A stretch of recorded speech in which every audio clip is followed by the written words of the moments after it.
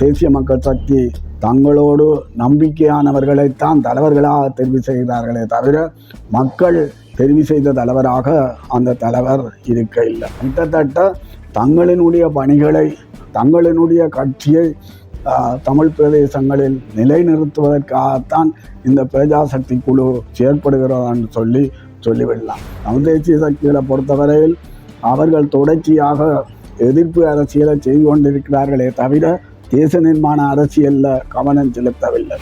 கிராமங்களில் அடிமட்டமாக இருக்கின்ற அந்த அடிமட்ட மக்களை பலவீனப்படுத்துகின்ற அடிமட்டங்களை பலவீனப்படுத்துகின்ற ஒரு செயற்பாட்டை இதற்கூடாக தேசிய மக்கள் சக்தி அரசாங்கம் முன்னெடுக்க முனைகிறது. இது தமிழ் தேசிய அரசியலை வேரிலேயே அழுகச் செய்கின்ற ஒரு நிலைமை.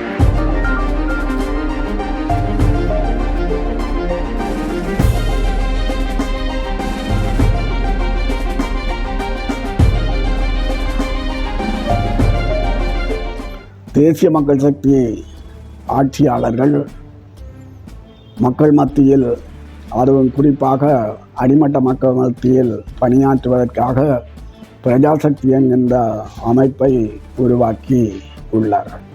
அந்த அமைப்பின் ஊடாக வறுமை ஒழிப்பு திட்டத்தை தாங்கள் மேற்கொள்வதாக கூறி செயற்படுகின்ற ஒரு நிலைமை காணப்படுகின்றது. தங்களினுடைய உள்ளூராட்சி அதிகாரம் இல்லாத பிரதேசங்களில் உள்ளூராட்சி அதிகாரத்துக்கு சமாந்தரமாக அந்த உள்ளூராட்சி அதிகாரத்தை பலவீனப்படுத்துவதற்காக உருவாக்கப்பட்ட அமைப்பு தான் உண்மையில் பிரஜாசக்தி அமைப்பு. இது தமிழ் பகுதிகளில் உள்ளூராட்சி அமைப்புகளை பலவீனப்படுத்துவதற்காக உருவாக்கப்பட்ட ஒன்று என்றுதான் கூற வேண்டும். கிராமங்களில் அவர்கள் அந்த பிரஜாசக்தி குழுக்களை உருவாக்குகின்றார்கள். அதனுடைய தலைவரை தெரிவு செய்கிறதெல்லாம் தேசிய மக்கள் சக்தி தங்களோடு நம்பிக்கையானவர்களைத்தான் தலைவர்களாக தெரிவு செய்கிறார்களே தவிர மக்கள் தெரிவு செய்த தலைவராக அந்த தலைவர் இருக்க இல்லை. இங்கு ஜனாதிபதி வருகை தருகின்ற போதும் பிரஜாசக்தி கிளைகள் எல்லாவற்றுக்கும் கட்டளையிடப்பட்டது, நீங்கள் உங்களுள்ள மக்களை இந்த ஜனாதிபதியை வரவேற்க அழைத்து வர வேண்டும் என்கின்ற ஒரு கட்டளை இடப்பட்டதாக கூட செய்திகள் வருகின்றன. கிராம சேவையாளர் ஒவ்வொரு கிராம சேவையாளர்களுக்கும் வேறு தனியாக கட்டளையிடப்பட்டது, உங்கு செயற்படுகின்ற சமுத்தி உதவி பெறுகின்ற அவ்வளோ பேரையும் நீங்கள் அங்கே கூட்டி கொண்டு வர வேண்டும். அதே வேளையில் பிரஜாசக்தி குழுக்களுக்கு கட்டளையிடப்பட்டது, நீங்கள் பிரஜாசக்தியோடு செயற்படுகின்ற அனைவரையும் அங்கே கூட்டி கொண்டு வர வேண்டும். கிட்டத்தட்ட தங்களினுடைய பணிகளை தங்களினுடைய கட்சியை தமிழ் பிரதேசங்களில் நிலைநிறுத்துவதற்காகத்தான் இந்த பிரஜாசக்தி குழு செயற்படுகிறதான்னு சொல்லிவிடலாம். ஏற்கனவே அடிமட்ட மக்கள் மத்தியில் பணியாற்றிய அனுபவம் தேசிய மக்கள் சக்தியினுடைய தலைமை கட்சியான ஏவிபியிடம் இருக்கிறபடியால் அது அவர்களுக்கு இந்த இடத்தில் அதிகம் துணை புரிகின்ற நிலைமை காணப்படுகின்றது. தமிழ் தேசிய சக்திகள் இதனுடைய அபாயத்தை சரியாக விளங்கிக் கொள்ள வேண்டும். தமிழ் தேசிய சக்திகளை பொறுத்தவரையில் அவர்கள் தொடர்ச்சியாக எதிர்ப்பு அரசியலை செய்து கொண்டிருக்கிறார்களே தவிர தேச நிர்மாண அரசியலில் கவனம் செலுத்தவில்லை. இங்கே ஒரு மக்கள்